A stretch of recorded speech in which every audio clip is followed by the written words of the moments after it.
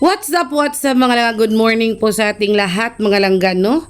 And for today's video mga langga, ayan, every morning talaga ay coffee time naman tayo mga langga. Kasama ang family ko, si Muna, si Mama, at saka si Papa.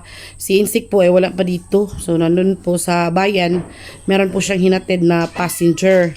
Alam nyo naman ang trabaho ng aking kabiyak, Char. Mamasahero po talaga siya. Kaya ayun, wala siya dito ngayong umaga na ito mga langga. So, tamang kape lang po kami dito habang nilalasap ang lamig talaga ng umaga. Kaya kapag malamig ang umaga mga langga, coffee talaga yung pinakamabisang pampantanggal lamig sa umaga mga langga, no? So, today is February 5, 2026 mga langga. So, sana okay lang ang February 5 nyo ngayon. Hi, sabi hi. Hi! Malapit na pang birthday ni Mama mga langga. This coming February 14, Valentine's Day. Happy Valentine's Day po sa inyong lahat. So, nag-music lesson. So, ayun mga langga. Naglaba po kasi ako pagkatapos po naming magkape kanina. Naglaba po ako ng ng mga bulig namin. Alam nyo naman na ayoko talaga na matambakan. Lalo na ngayong medyo marami na kami. Tapos, nagbagyo pa ng mga ilang araw. Hindi pa nga tapos yung bagyo mga langga. Dahil daw, sa Friday ay kanang maglandfall daw yung bagyong Basyang. Kaya nag-time out muna ako sa paglalaba. Tingnan niyo yung kamay ko. Nag-time out muna ako sa paglalaba dahil magluluto ako ng lunch mga langga. So kahapon nakabili po kami ng tamban. Yung kalahati po nun ay 100 pesos po ang mahal ng tamban. So, ang kalahati po nun, pinaksiw ko, inulam namin kahapon hanggang kagabi. Tapos, kumakain naman si Mama nun, mga langga, tamban. Tapos, yung kalahati naman ay ipiprito ko siya ngayon, tapos isasahog ko sa kalabasa.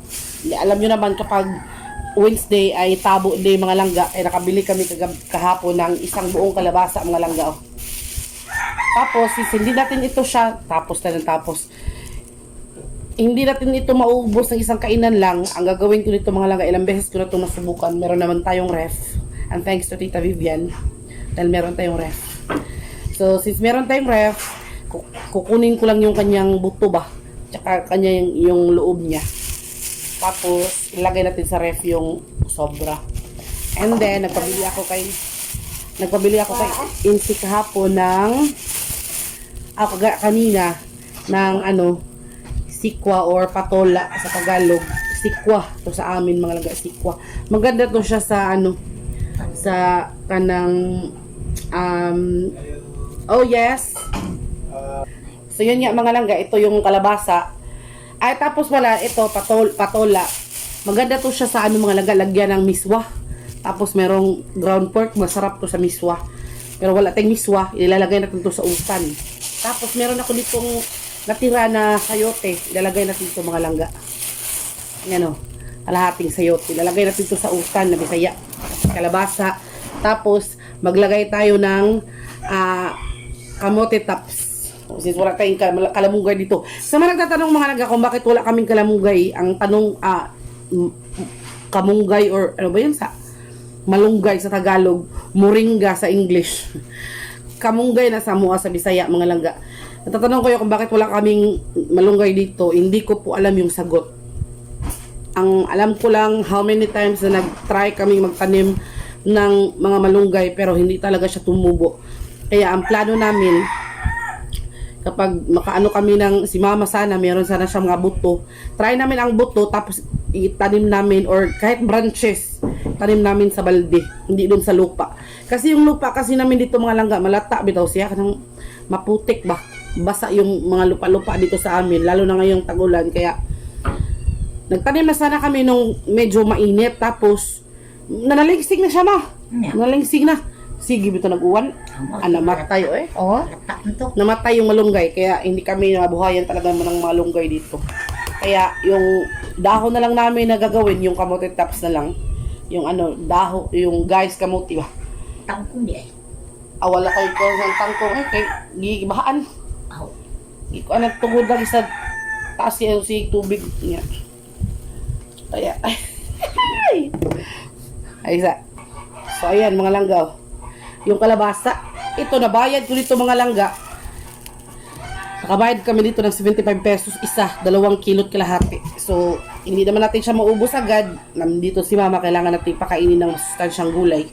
Kaya, yung iba, yung style ko nito ay kukunin ko yung kanyang mga mga buto, tsaka yung kanyang, kasi ito yung magdadala ng sira eh. Kunin ko yung laman loob niya. Tapos, yun yung ipapasok natin sa ref. Yung iba nga, kanang babalatan ko, pero ngayon hindi ko muna siya babalatan para hindi siya masira agad. Yung mga natira. Kaya yun mga langga. Mag-utang kami ngayon kasi nga, papabalik na naman yung bagyo. Ilang araw kami ditong ng inulan mga langga, 4 na araw sunod-sunod. Walang tigil yung ulan. Tapos akala ko yun na yung bagyo na basyang. Hindi pa pala. Ngayong Friday pa daw maglalandfall sa Surigao ba yun? Kaya sobrang nakakaano na naman kasi kailangan na naman naming mag-ready kay parang iyan lang yata muna. Akturan no? Yan, sobraan. Uhot doon yung katunga. Iyo, naghanan na oy. Ang hinoon, hindi mahurot para sa panihapon. Oo, masudan. Maghihapon sa panihapon. Hot doon lang yung katunga eh. Yung katunga, hipuson. Sorry. Ayan mo lang. Panihapon di ay. Sa kailaw oy. Magpiprito ako ng tamban, mga langga. Nagpabili pa ako ng mantika ni Insik. Si Insik hindi pa nakabalik. Sana kaya yun. Parang andyan na yata. Sino ito ihatod niya? Si Juan. Juan Luna. Hindi ito si Juan. So ayun mga langga mag-uutan tayo ngayon. At pasensya na kayo, ngayon lang kami naka-vlog ulit. Kaya hindi ko talaga alam mga langga marami pa kaming iniintindi na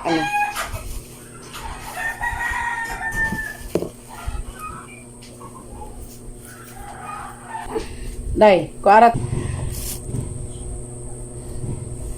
So yan mga langga, yung kalbasa na nabili natin ay labo naman siya pero medyo matigas yung kanyang balat ba. Kaya kukunin natin yung mga balat na na hindi mabuti yung susan. So, alito sa harapan ko yung aking mama at saka yung aking pamangkin. Nood sila sa ginagawa ko. So, yung kalahati ng kalabasa mga langga, yung lulutuin natin. Okay na yung madami kaysa magkulang. Tapos, kanang sige lang taranig Meron kasi nag-comment mga langga, si Brookshield C6M.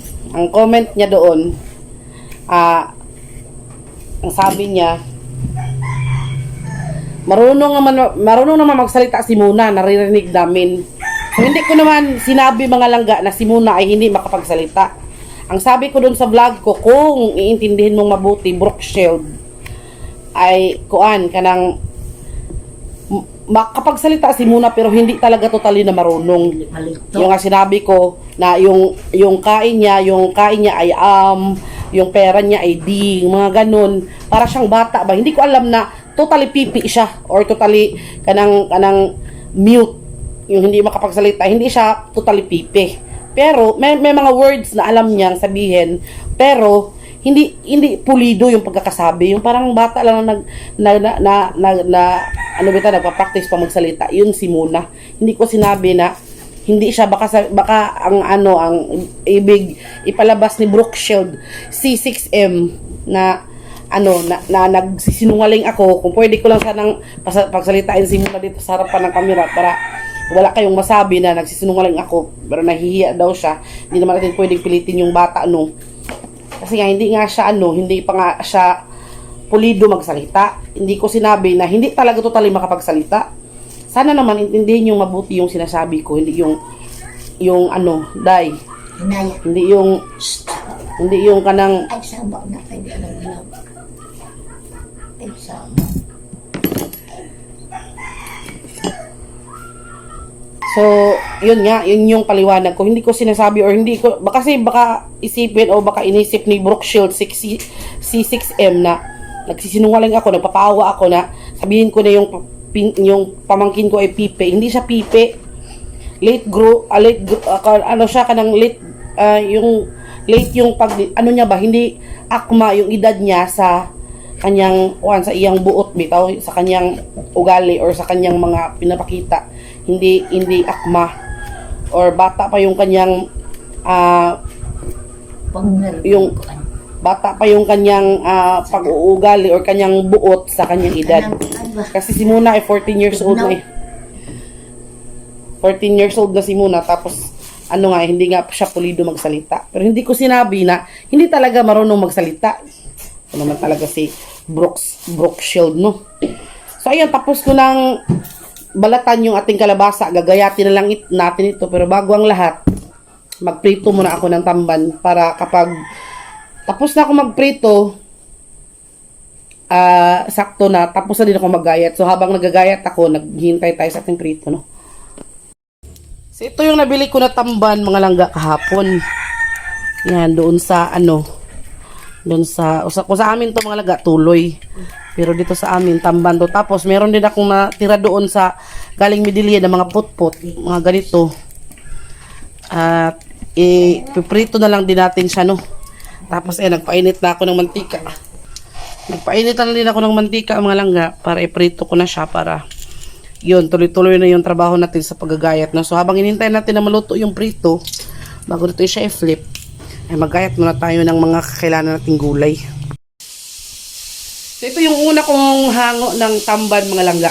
Napakabango at napaka-fresh ng tamban na to kahapon. Kaya nilagay ko sa ref, tapos ngayon inasin ko, tapos bago ko pinirito. So ito yung, siguro yung kalahati nito, yun yung isasahog natin sa utan, tapos yung kalahati ay pwedeng kainin na lang prito. Kasi meron kasing, si Insi kasi mahilig kumain ng tamban na prito lang, yung hindi isasahog sa isda ba. Tapos paborito din ni mama ito na isahog sa utan. So ayan, kapag balat na tayo nitong ating sikwa or ating patola, mga langga, ihiwain na natin yan, mga langga, no? Habang naghihintay tayo na maluto ang ating mga prito. So yung recipe natin ngayong araw na to for today's video ay simple lang, di sayang utan, mga langga. Simpleng ulam pero masarap, since malapit na din naman yung maulan-ulan pa rin ba hanggang ngayon, hindi pa rin talaga gumaganda yung panahon, no? Kaya ito yung perfect na ulam para sa maulan na panahon. Utan Bisaya, char. So ito yung aming isasahog, mga langga, since wala po kaming malunggay. Ito yung gagawin naming dahon. So ang naghimay po niyan si Papa Dear. Tingnan nyo, tarong nga na mo kalo pa sa likod pa. Tarong nga ibutang sa likod na. Okay. O, tingnan nyo yung ulo ni Papa Dear, ang lingin. Murag lodo. So, dito na naman kami, mga langga. Ito talaga yung aming daily routine sa morning, sa everyday. And dito yung pamangkin ko, si Mama. Advance happy birthday, Mama. So, birthday na ni Mama. Birthday ni Mama sa mga langga, Feb 14 sa Valentine's Day. So, unsa kaya itong mahimo ani karong Valentine's Day, mga langga, sa iyang birthday. Nagbuntag ng diskonto. Oh, sa sagasa. So, ayan. So, balik tayo dito, mga langga. Ito yung sasahog natin sa utan, mga langga, no? Ay lang, apilig tangkay pa. Ay lang, apil lang kayang kahoy-kahoy ba? So, ayan si Papa. Pero og linghod, okay ra, kanang humuk-humuk ba? Tapos ko na rin gayatin itong ating mga pansahog, mga langga, itong kalabasa natin. Tapos itong ating sikwa, or tinatawag sa amin na sikwa, mga langga, pero sa Tagalog nito ay patola. Tapos itong ating chayote. Tapos meron tayo ditong mga aromatics na meron akong kalahating Bombay lang, mga langga, hindi pa ako nakabili ng mga pang sahog sa ulam, no? Meron tayong Bombay, tapos kalahati lang, tapos meron tayong luya, mga langga, luya, tapos yung ating panigang na sili. So ayan, mga langga, parang uulan na naman yata, no? Tapos Malapit na po akong malapit na po akong matapos magprito mga langga. Ito yung panghuli ko na prito, itong tinatawag namin sa amin na put-put. Dangay mga langga. Ito hindi ko siguro ito isasahog sa utan kay madurog ba. Ito lang siguro mga tamban yung isasahog natin. So ito yung mga naprito. Siguro ito iulam lang namin ito ng Oy, giyot. God bless you. So ayun mga langga ito kalahati ay tatanggalan ko lang yan ng laman loob. Tapos lalagay natin sa ref. Mga langga. So ayun. Yung naandun sa mga langga, kawali last na na yun. Yung put-put pa rin yun. Last na yun. Tapos magsisimula na tayong mag-utan. So ready na ang ating pansahog sa ating utan mga langga. Ayan. Tapos ko na siyang gayatin. Ayan. Tapos si Papa patapos na din maghimay ng talbos ng kamote. May nagugulok pa sa gilid niya. May pusa pa dyan na magulo. Si Muna tamang panood lang niya. Tamang marites. So yan mga langga, nagpakulo na tayo ng tubig at nang kumulo na siya mga langga, ilalagay natin itong ating mga aromatics. Pagkatapos, yan, sakto-sakto na yung tubig na yan mga langga. Susunod natin agad ang kalabasa. So ito na mga langga, malapit na po siyang mga langga, malata. Ito na yun, kasi medyo kumulay-kulay na ng katulad ng kulay ng kalabasa yung ating sabaw. Nilagay ko na din yan yung chayote natin. Tapos nabalaka ako. Na-worry ako kasi naubusan pala ako ng butane. Mabuti na lang dito sa isang butane, meron pa pala dito sa isang bala. Meron pa palang konting natira kaya parang mamadaliin ko talaga tong pagluto nito kasi baka pag naubos tong butane delikado So ilalagay na natin dyan din yung ating patola. So yan mga langga, ilalagay natin itong ating mga sikwa mga langga, mga patola kasi madali lang po kasi siyang malata. Kaya ito yung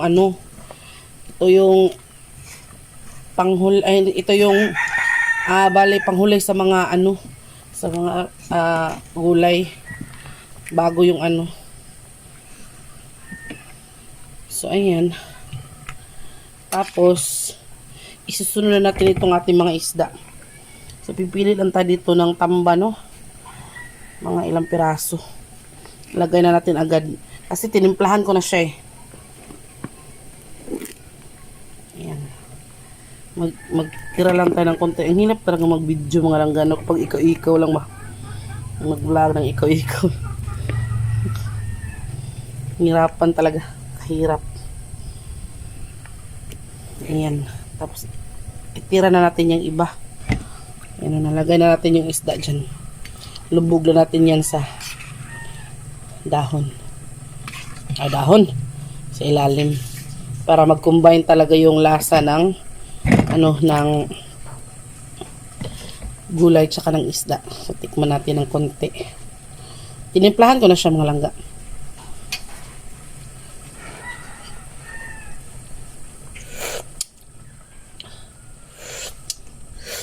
Tamang-tama na yung lasa. So meron pa tayong natira dito na prito. Yan, lagay natin dito sa mesa. Tapos sunod natin itong dahon. Huwag na nating patagalin kasi nga baka maubusan tayo ng butin. Nako. Hirap na. So yan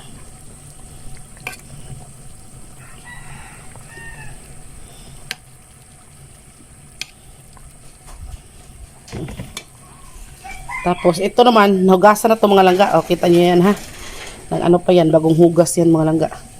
Lagay na natin yan dito para maluto na siya agad. Alam nyo naman, lang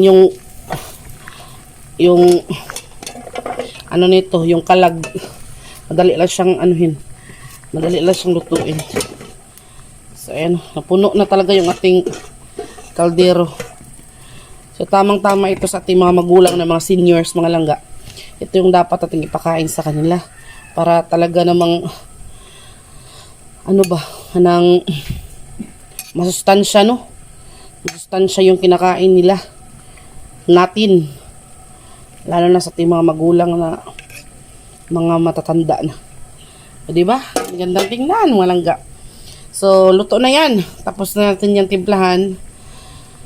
Tapos na lang last na taste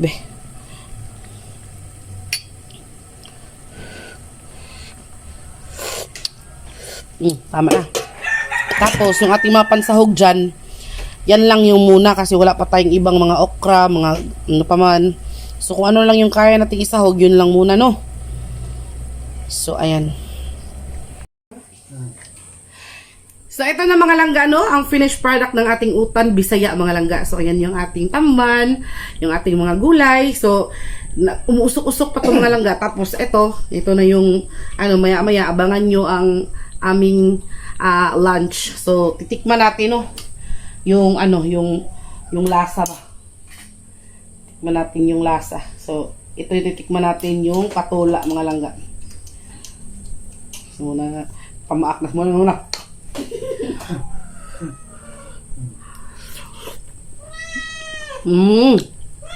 Sarap. Sarap mga langga. So, ayun. Ready na. Mananghalian na tayo mga langga. So, thank you ulit sa panonood. Shout out sa inyong lahat. Abangan nyo ang susunod na video namin ng aming tanghalian. Ngayong tanghali. Char. Bye and God bless.